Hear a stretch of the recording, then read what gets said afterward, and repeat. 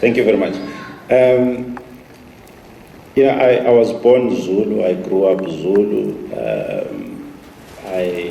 I know no other way of being other than being Zulu.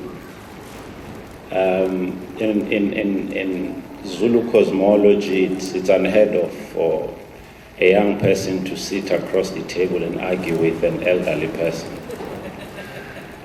We don't do it. Even at points when you disagree with an elderly person, you can only disagree outside. No, it's not. It's not. It's typical of Western education that supposes that I could be peers with Professor Prah. I cannot. I'll demonstrate to you just now what I mean, with that. Professor Prah has constantly referred to our generation that he thinks has failed. Now, Professor Prah is referring here to the first generation of African intellectuals. I following, a Malawian scholar, Thandika Mkandawire, I'm going to map that trajectory of the three generations of African scholars for you briefly, so that you understand what he means when he talks about this, generation that he belongs to. So Thandika Mkandawire correctly claims that, and he writes this by 1996, writes a paper titled Three Generations of African Scholars. He claims that there's been three generations of African scholars. The first generation was the generation to which Professor Prah belongs, alongside people like the late Den Nabudere from Uganda, people like Mahmoud Mamdani from Uganda, Claude Ake from Nigeria, and several others. Now, this first generation of African scholars would be succeeded by what, Thandika calls the second generation of African scholars and the third generation. I'm going to skip the other two generations for the sake of time and focus on the first generation and then jump to my generation. The first generation of African scholars were those who went to school in their colonial countries under colonialism, and most of them would go to the universities abroad, mostly in the US and in Europe. And they would come back to their countries immediately after independence. So they trained mostly in the US and in Europe and would come back to their countries, after independence. They were the ones who were the beneficiaries of localization and Africanization in their countries. These are the people who, when they returned, took over from the European professors, in their respective countries. But here is what, sets that generation of African scholars apart, and I think that, is a point relevant for the discussion now. It is that they came back and they thought of themselves as having a responsibility. Their scholarship was imbued with a certain sense of social responsibility to their countries or to their people. They took it as their responsibility to train, Nigerian scholars, Zambian scholars, Kenyan scholars when they came back. So they did not take, their having acquired degrees from Europe as personal success. They saw it as imposing upon them a responsibility to build a cohort, of African scholars who would then be able to produce knowledge in these countries. It is this first generation of African scholars that will train the second generation of African scholars, because the second generation was largely produced within the continent. Now, that sense of social responsibility, which means that their scholarship was driven by a certain sense of, responsibility, meant that there were things that they considered as duty, there were things they considered as duty, part of which was to excavate the histories of their people, to write about their people as they knew them, to write the African languages, to write, to write about the cultures of their people. Now they failed. The simple fact is that we're in this mess because that first generation failed. They did very little long-term historical and cultural studies. It is for this reason that we sit here today. We do not as yet have just one single African language that has assumed the status of a language of science. It is simply because that first generation of African scholars, in as much as they achieved quite a lot, was more infatuated with ascending in the same hierarchy that the colonial scholars, or the white colonial scholars had created. Credit to them, they did train the second generation of African scholars, but in whose image? So, when Professor Prah speaks of that generation, our generation, he speaks about, that first generation of African scholars that he belongs to. Now, there were a select few in that generation who consistently argued against the grain.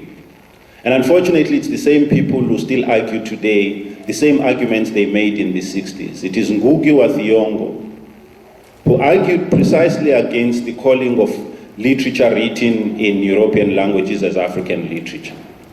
It remains Ngugi today who's still making that same argument.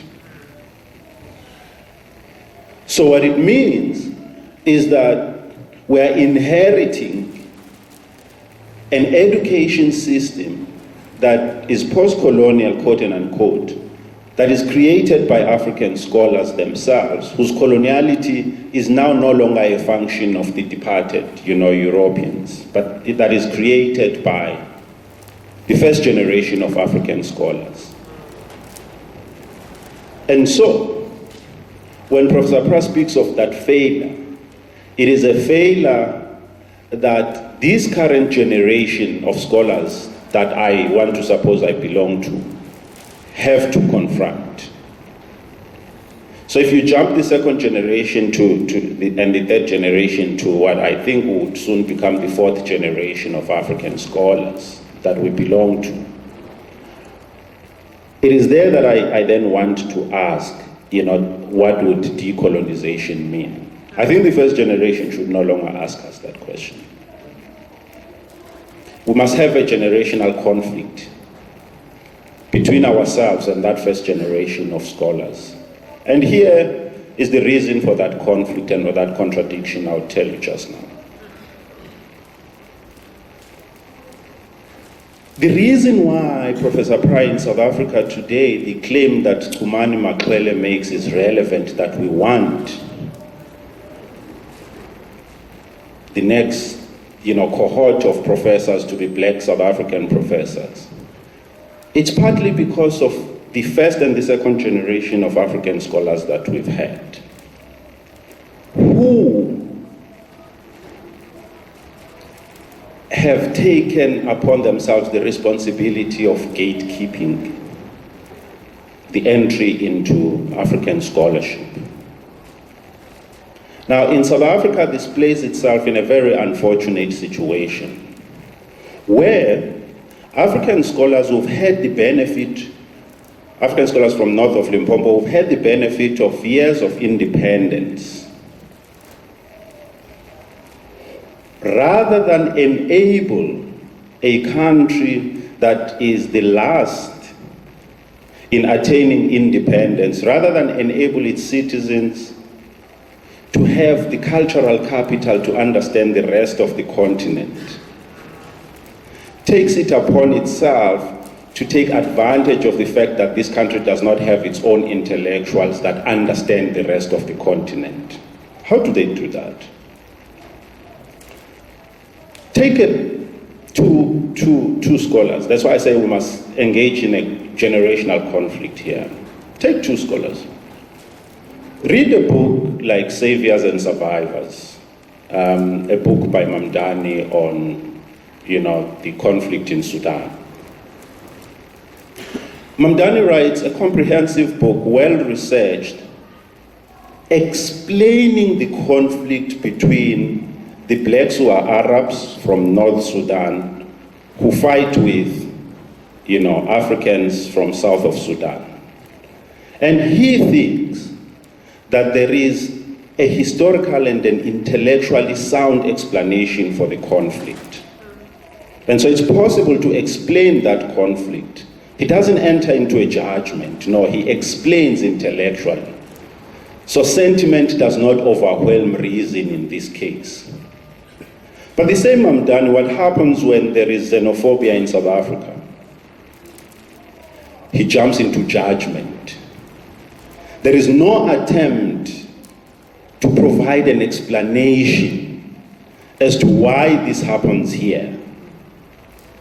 Now this you find, especially in the works of yet another African scholar who belongs to perhaps in between the first and the second generation, Francis Nyamjo, who works at UCT. It's an anthropologist who's taken it upon himself to explain the psychology of black South Africans. In fact, he almost thinks that if you drew blood, from South Africans, you would find a xenophobic gene amongst them, because his conclusion is that black South Africans are xenophobic. In this case, there is no attempt to explain. The intent from the word go is to judge. Anywhere else, conflict can be explained. It has its historical, it has its structural. In fact, in Mamdani's case in Sudan, it even has its environmental reasons. But here, there are no reasons. Now, why has that become possible? It is because in South Africa, you lack in critical mass African scholars of South African origin who have an understanding of the continent. And so this generation preys on the fact that you have here a situation that is as a result of colonialism.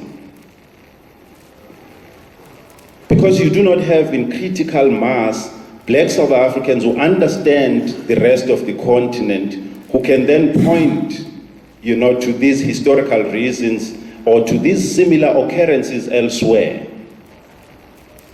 They take advantage of that fact rather than help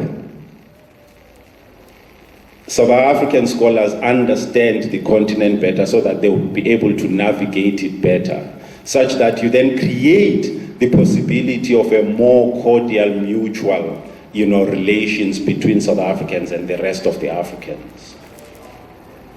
Now, it is for that reason then that we must create that cohort of black intellectuals in this country that would have the confidence to engage in that generational conflict with the first generation of African scholars, so that when we then build, Professor Prah, that Pan-African movement, it would be a Pan-African movement again that would not be bespoken from the mountain tops that are beyond Limpopo to South Africa. It must be a Pan-African vision that emerges from the coterie of different cultures that are equal participants in that debate. Now, black South Africans do not have a presence in that debate. And so it is for that reason that they need a cohort of black intellectuals and train those who are going to teach in the universities in isiXhosa, isiZulu, Tshivenda, and all those other languages. We do not have them. Now, it would be too much to ask of us to attend to the secondary when we do not have those who are going to develop our cultures first, our languages first, to to ask us, to jump onto the Pan-African plane, what are we going to take to that Pan-African plane? We're going to take our history of oppression.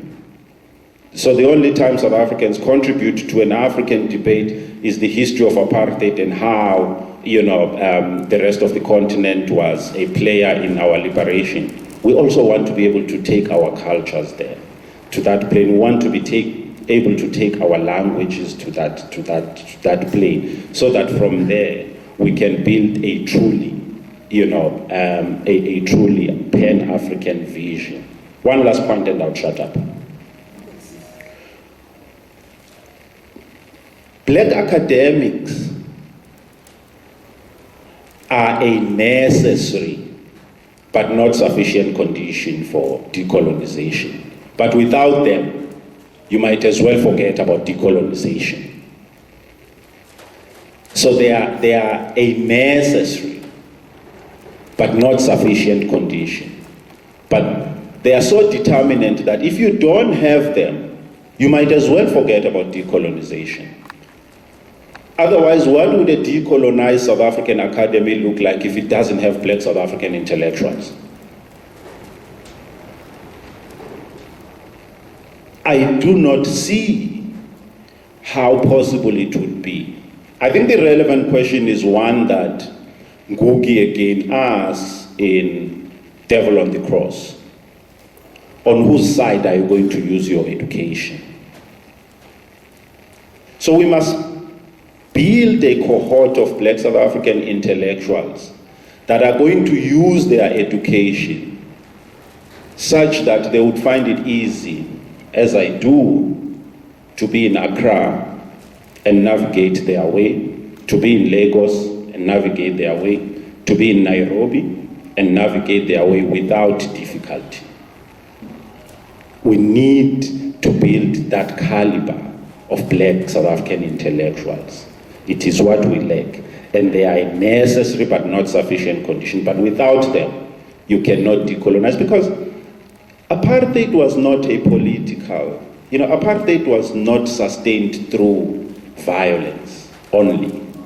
Apartheid sustains itself as psychological warfare.